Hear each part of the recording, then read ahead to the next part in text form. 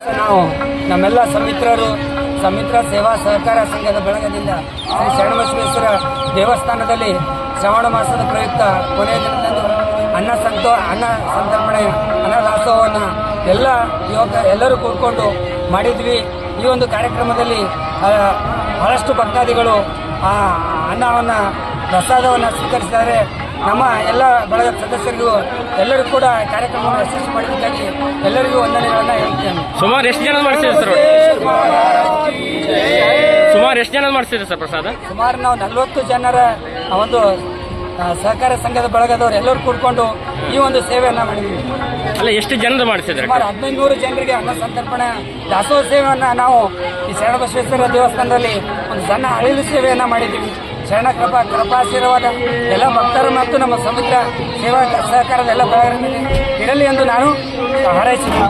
ಶ್ರೀ ಶ್ರಾವಣ ಮಾಸದ ಅಂಗವಾಗಿ ಶರಣಬಸವೇಶ್ವರ ದೇವಸ್ಥಾನದಲ್ಲಿ ಇವತ್ತಿನ ದಿವಸ ನಾವು ನಮ್ಮ ಸಮಿತ್ರ ಸೇವಾ ಸಹಕಾರ ಸಂಘದ ವತಿಯಿಂದ ನಮ್ಮ ಅಧ್ಯಕ್ಷರು ಹಾಗೂ ಆಡಳಿತ ಮಂಡಳಿ ಹಾಗೂ ಎಲ್ಲ ಸದಸ್ಯರು ಸೇರಿಕೊಂಡು ಈ ಒಂದು ಅನ್ನ ಸಂತರ್ಪಣೆ ಕಾರ್ಯಕ್ರಮ ಹಮ್ಮಿಕೊಳ್ಳುವಂತೆ ಎಲ್ಲರೂ ವಿಚಾರ ಮಾಡಿ ಇವತ್ತಿನ ದಿವಸ ಕೊನೆಯ ಅಮಾವಾಸ್ಯೆ ಇರುವ ನಿಮಿತ್ತವಾಗಿ ಎಲ್ಲರೂ ಇವತ್ತಿನ ದಿವಸ ನಾವು ಇಲ್ಲಿ ಶರಣಬಸವೇಶ್ವರ ದೇವಸ್ಥಾನದಲ್ಲಿ ಇವತ್ತಿನ ದಿವಸ ಎಲ್ಲ ಭಕ್ತಾದಿಗಳಿಗೆ ಅನ್ನ ಸಂತರ್ಪಣೆ ಮಾಡಿದ್ದೇವೆ.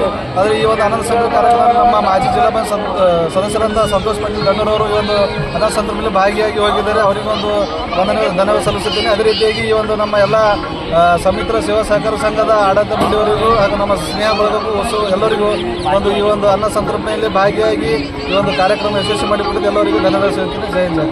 ಜೈ ಹಿಂದ್.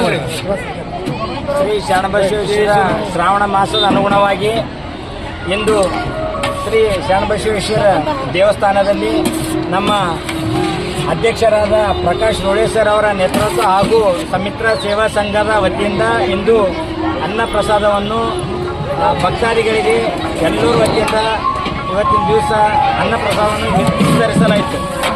ಈ ಒಂದು ಶ್ರಾವಣ ಮಾಸದ ನಿಮಿತ್ತ ಎಲ್ಲ ಸದ್ಭಕ್ತಿಗಳಿಗೆ ದೇವರು ಆಯುಷ್ಯ ಆರೋಗ್ಯ ಸಂಪತ್ತು ಕೊಟ್ಟು ಕಾಪಾಡಂತ ಶ್ರೀ ಶರಣಬಸವೇಶ್ವರಲ್ಲಿ ಬೇಡಿಕೊಳ್ಳುತ್ತೇವೆ.